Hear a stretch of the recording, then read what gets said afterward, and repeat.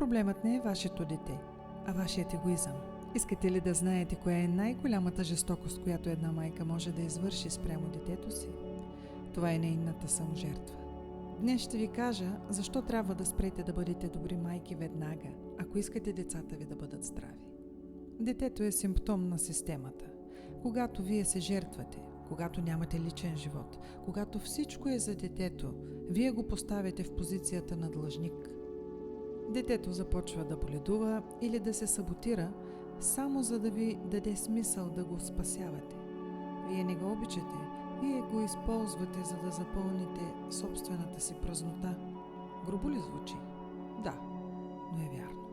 Наскоро работих с майка, чието дете имаше тежки поведенчески проблеми. Оказа се, че тя се е отказала от кариерата си, за да бъде перфектна. Детето просто й връщаше нейната потисната агресия и неудовлетвореност.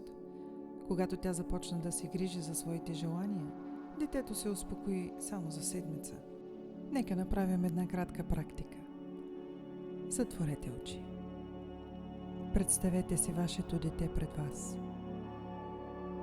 Вижте го такова, каквото е.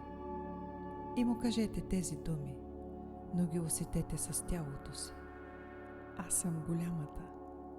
Ти си малкото. Моята съдба е моя. Твоята е твоя. Аз поемам отговорност за своето щастие. Ти не ми дължиш нищо. Ти си свободна. Усетете как товара пада от раменете на детето и се връща към вас като сила, а не като вина. Ако тази практика ви е замислила, значи е време за истинска работа. Не чакайте детето да се срине, за да дойдете на терапия. Погрижете се за себе си сега. Спрете да чакате. Започнете да живеете.